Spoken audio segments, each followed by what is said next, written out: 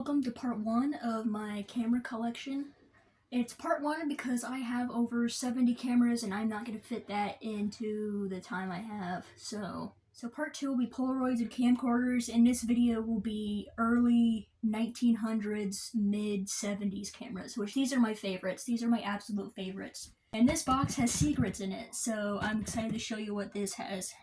And yes, this has been in a fire. So I'll explain that in the video. First camera is my first camera that I ever got. This is a 1934 codec. It is a accordion bellow type camera. Here is the sticker inside saying it was made in 1934. And here is the bellows I was talking about. It's in very, very good condition for almost being 100 years old. Has a little mini stand so you can set it up and take portrait shots. There's the trigger for the camera. And there's a lever for instant or a timer. It's just a tad scary when you close it. This is also my first camera I ever got. I got this with the one I showed before this. This is a Brownie 16. It's a box camera. The handle on it's broken, but here's how you open it. You unwind that thing. Then you pull up on this button on the handle and pull it out. There's the sticker. It doesn't say what year it was made, but I looked it up, and it's early 30s-ish. I really love the Art Deco designs on these old cameras. It's like Great Gatsby. I really, really love Art Deco. It's like Metropolis, if you've seen that movie. To switch it between long exposure or instant picture, you pull out the lever and you can see that the lens stays open longer. This one actually came with a professional camera case and accessories. It is so nice. Here is the inside. It came with all the manual and original purchase certificate. This is just an amazing camera. It's so high quality and it's very, very nice. It's early 60s Japanese camera. The case, the box it came in is very, very nice as well. Also smells amazing. Smells like the 60s. It smells so good. Here's how you open it. It still has film in it. I really want to know what's on it, but there aren't any film development places anymore. But here's the certificate. I'm blocking out the guy who bought it, but it was bought in 1975, but the camera is 63, 64-ish. But yeah, this is just a purchase certificate proving that you bought it. Here's the actual manual. I do have 2 of these cameras, but my other one is a little newer. Just flipping through it. And the case actually is a secret. There's a little door here, and you can store all of your camera accessories here, like your flash bulbs and your lenses. I'll show you the lenses in a second. Just a bunch of other camera accessories. When this was bought, it was $27, but now these are like $50, $100 lenses. These are really, really nice lenses. Really expensive. And these are original too, like 60s, 70s, so they're super high quality. Here's the lens cap. It's metal. And the other one is just a smaller one. Just a smaller lens. I will show you the camera with the bigger lens on it now. Here it is. Very, very nice lens. Here's my other one. It's newer, so it's a little more simple. But this is still a nice camera. Not as nice as the other one, but still nice. Here's how you open it. It's just a little switch on the bottom. This one doesn't have film in it, but this is still a nice camera. This is a late 30s, early 40s German camera. You can see everything on the table there is German. And here is how you open it. It's very clean and nice inside. The trigger for the camera is broken, it's stuck, but here's how you open it. The lens is very, very nice on it. It's very well put together, and there's a lot of features that you can use. And the cover has a little stand, too. This is one of my absolute favorite cameras in my collection. This next one's gonna blow your mind. This case is real leather and it is sewn. It's a very, very nice case. This is a mid-40s, early 50s camera. And yes, it has 2 lenses. I am very confused about that, but it has 2 lenses. I guess it's better for, like, has better depth in pictures. But this is a stereographic camera, stereo because of the 2 lenses.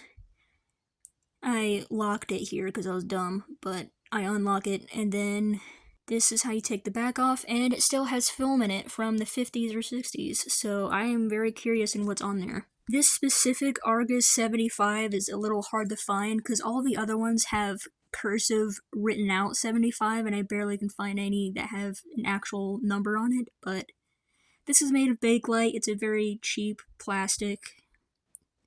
And this camera has the cleanest lens out of all of my cameras. It's kind of hard to see, but you can see it's a very clear picture on the lens there.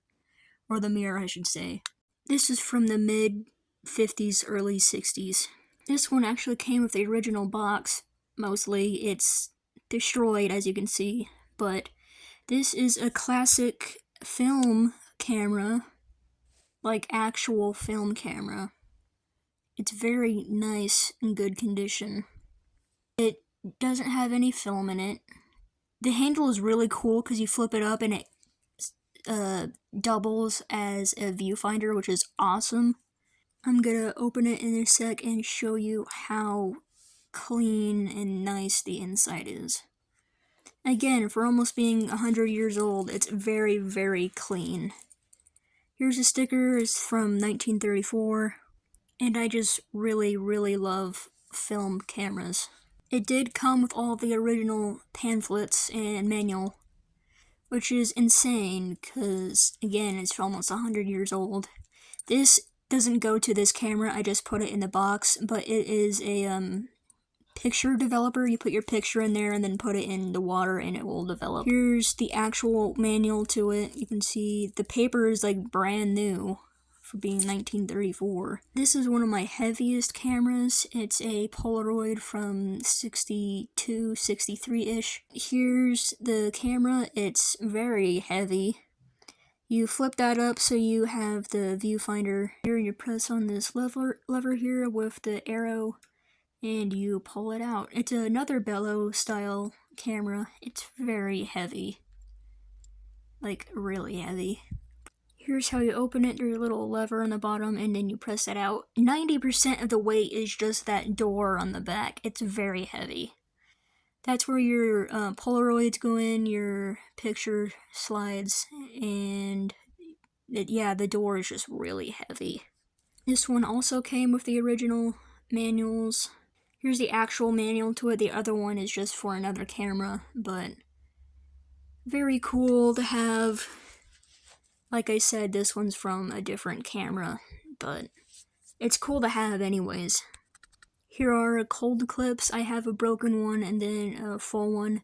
You'd put slide your picture in here and then put it in your coat pocket or whatever, and then the cold of the steel will develop your picture.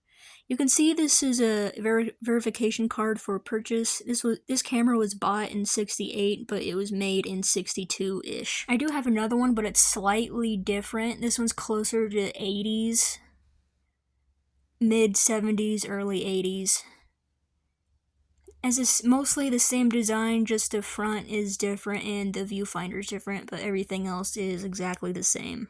Classic Super 8 camera. There's a trigger, there's like a point and click film camera. There's the lens, just simple zoom lens, nothing else special. Yeah, it does still have film in it, and I'm very curious to know what is on the film, because this camera is from the late 30s, early 40s, so who knows? This dial on the handle allows you to take it off the handle and put it on an actual tripod.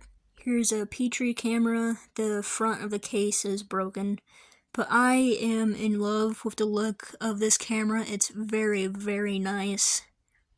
This is mid-60s, early 70s, maybe even early 60s. I just really love the lens on this. And how you open it is really smart too. There's a very unnoticeable switch on the side of the camera, and it's just amazing. Here's a Retina Kodak. The case is very, very sturdy and very nice. I really like the when cameras have closed lenses like that. It's very cool. This one's an older one too, late 50s, early 60s, maybe even 40s. I'm struggling here, but you press that up and then you hit that button. Another really smart hidden design to open the back to put your film in. I don't know what that switch does, but the lens on this one is really nice too. This one is my oldest camera. It is from 1916, so it's well over 100 years old. It's in really good condition for being 100 years old. Those are so old they're fused to the box, so I can't use them. But here's how you open it. You unwind that thing and then you pull off those little hook lever things. This one's a little difficult. But then you pull it out. There you can see the manufacture date, February to March 1916. Here's the switch for the picture. Still works after 100 years. And here is my other one. I have two of these. This one's just smaller and has nicer closure attachments. It actually has the handle, and the wind key to open it is nicer. But it's made in the same year. The actual picture thing is broken, but has a wooden dowel for the film. And this one's just in better condition than my other one. You can see it has 1916 there too. And here's a little stamp on the back of it. This one is really, really heavy, like 8 pounds heavy. It's so bulky. It's just, wow, it's very heavy. It's like super heavy duty. This door is a little stuck. You have to press down really, really hard to get it open, but I got it open eventually. Here's the stickers inside. It was made in Salina, Kansas. It's an Argus. So now I have 2 Argus cameras. I do have 2 of these. I'll show you the other one in a second, but this is a late mid-30s, early 40s camera.